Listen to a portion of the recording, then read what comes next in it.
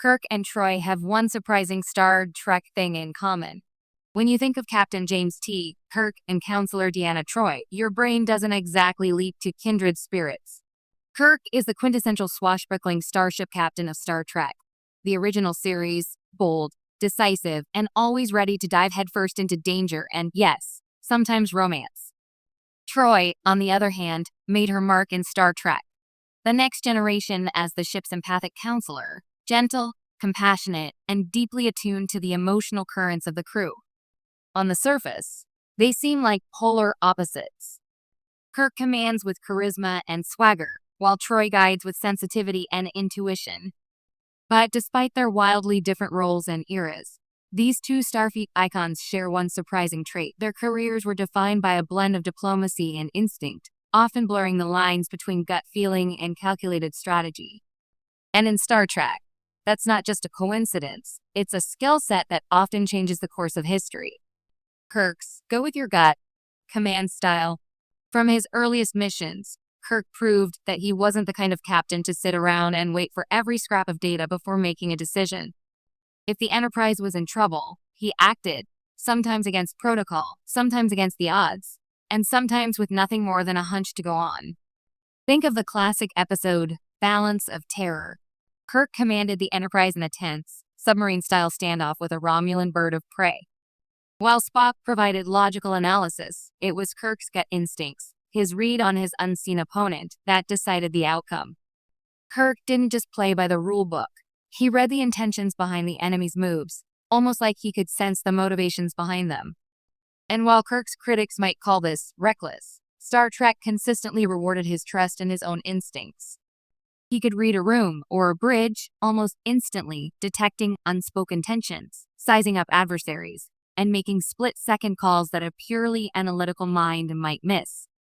Troi's feel-first diplomacy.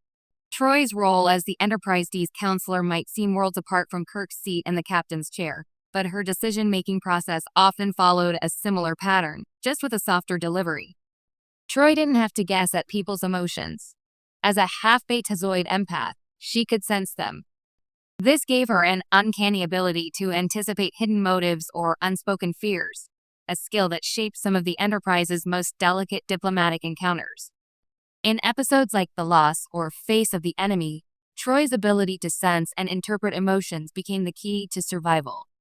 Even without her empathic abilities as in The Loss, she still leaned heavily on her intuition, reading micro-expressions, body language, and subtle shifts in tone, much the way Kirk read his adversaries.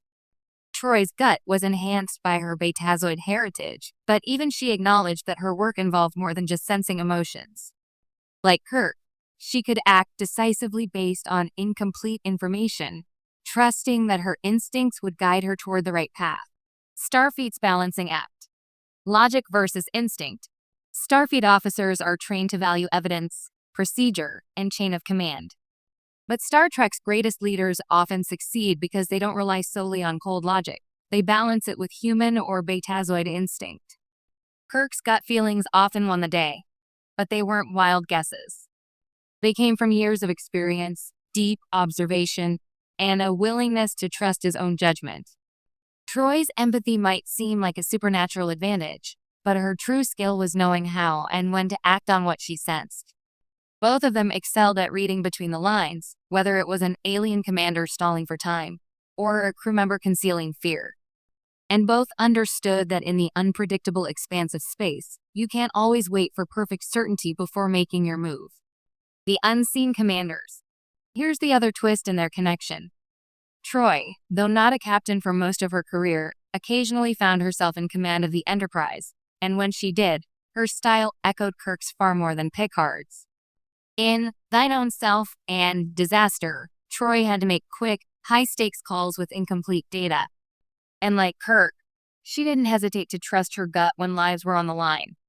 She even admitted that command required a different kind of decisiveness, something she'd seen from captains like Picard and Riker, but which Kirk had embodied decades earlier. In a strange way, Kirk and Troi both served as